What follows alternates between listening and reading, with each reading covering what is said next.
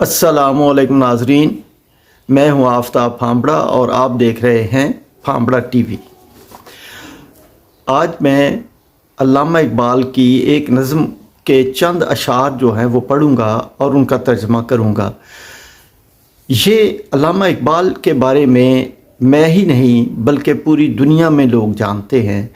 میں ایک مرتبہ، پرانی بات ہے، میں ترکی گیا تو ترکی میں جو ان کا مین آفس تھا، ٹیلی فون آفس تھا، وہاں سے ٹیلی فون پاکستان میں کرنا تھا، تو وہاں گیا تو وہاں ایک بندے نے میرے سے پوچھا کہ آپ اقبال کو آپ نے پڑھا ہے؟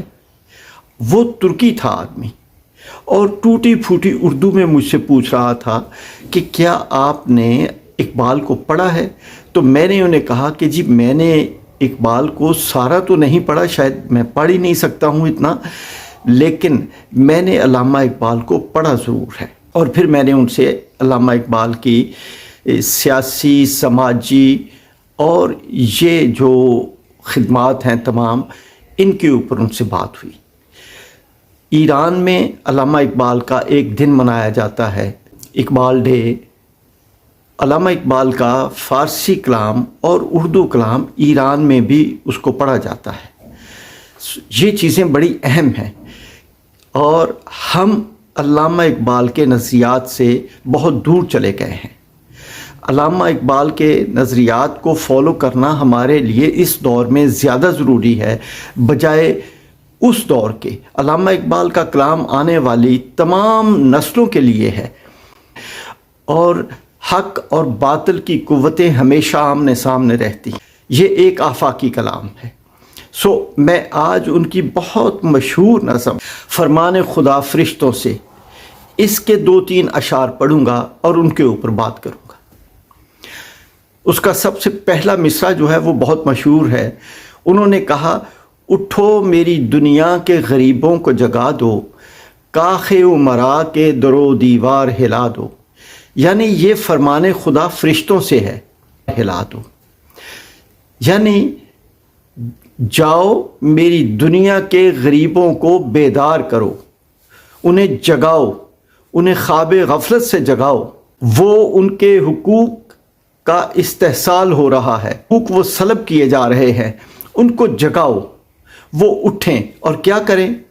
کاخ امراء کے در و دیوار ہلا دو، یعنی کاخ محل کو کہتے ہیں، یعنی امراء کے جو محل ہیں، جن محلوں میں غریبوں کا خون لگا ہوا ہے، ان محلوں کو ہلا دو، ان کو گرا دو۔ یہ علامہ اقبال کی اس نظم کا پہلا شعر ہے۔ یعنی غریب کا استحصال کون کرتا ہے؟ غریب کا استحصال وہ کرتا ہے جس کے محلات میں سنگ مرمر کی سلیں لگی ہوئی ہیں، پتھر لگا ہوا ہے، جن کے محلات کئی مربوں پہ محیط ہیں۔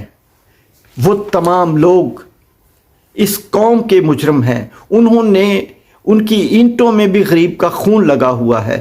اگر آپ اس کا جائزہ لیں، اس کی تاریخ پڑھیں، ان کے پیچھے کے حالات پڑھیں، تو آپ کو محسوس ہوگا کہ ہمیں ایک بہت بڑے انقلاب کی ضرورت ہے۔ وہ انقلاب جو غریب کو اس کے حقوق دلائے، اور یہ غریب کا پاکستان ہے، یہ 24 کروڑ لوگوں کا پاکستان ہے۔ اس پاکستان کے اوپر صرف اشرافیہ حکمرانی کرنے کے لیے نہیں آئی، بلکہ غریب جو ہے وہ اس کا حق حکمرانی تسلیم کیا گیا ہے۔ پاکستان کی بنیادوں میں اس غریب نے 1947 میں جلیانوالہ باغ میں اور 1857 کی جنگ آزادی میں اس غریب نے اپنا خون دیا ہے۔ پاکستان کی بنیادوں میں اس غریب کا خون موجود ہے۔ اس لیے اگر کوئی حکمران اس غریب کے لیے کام نہیں کرتے، اگر کوئی حکمران اس غریب کو شیلٹر مہیا نہیں کرتے، روٹی، کپڑا، باعزت زندگی کے ذرائع جو ہے وہ نہیں دیتے، تو پھر ان کو حق حکمرانی بھی حاصل نہیں ہے۔ یہ انتخابات، یہ جمہوریت، اس جمہوریت کو اگر دیکھا جائے تو اس میں بھی عوام کے حق حکمرانی کو تسلیم کیا گیا ہے، لیکن حکومتیں عوام کو ان کے ووٹ کا حق نہیں دینا چاہتی۔ اور پھر ایک دوسرا شعر ہے جس میں کہتے ہیں کہ گرماؤ غلاموں کا لہو سوز یقین سے، گرماؤ غلاموں کا لہو سوز یقین سے، کنجش کے فرو مایا کو شاہین سے لڑا دو۔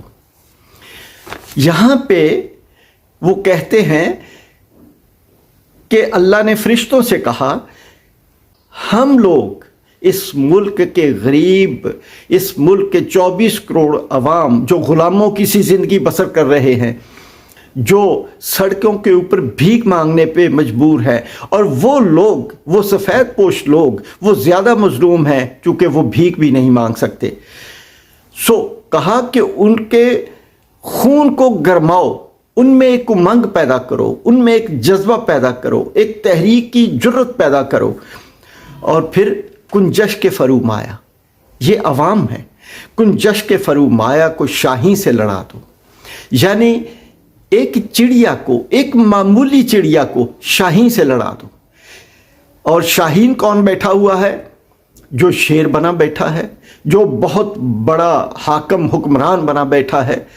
وہ کہتے ہیں کہ جب غریب کا خون گرم ہوگا، جب وہ انقلاب کی تحریک کے لیے نکلے گا، تو پھر وہ چڑیا بھی شاہین کو مار گرائے گی۔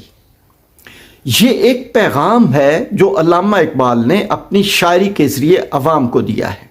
میں نے آج ان 2 اشعار کی تشریح کرنے کی کوشش کی ہے، اور اس نظم کے 8 تقریباً اشعار ہیں، ان کی تشریح میں آہستہ آہستہ اپنے ویلاگز میں کروں گا۔ اور علامہ اقبال کا وہ پیغام جسے عام ہونا چاہیے، اس کو روکا گیا، اس کو دبا دیا گیا ہے۔ میں اس کلام کو آپ کے سامنے پیش کرتا رہوں گا۔ انقلاب عوام کی تقدیر ہے۔ یہ عوام انقلاب لے کے آئے اپنے حقوق کے لیے۔ وہ انقلاب اگر ووٹ کے لیے آ جائے، اگر ملک کی اشرافیہ آپ کو ووٹ کا حق دیتی ہے تو ٹھیک ہے، اگر نہیں دیتی تو پھر انقلاب کا راستہ کوئی نہیں روک سکتا۔ اجازت چاہوں گا۔ اللہ حافظ۔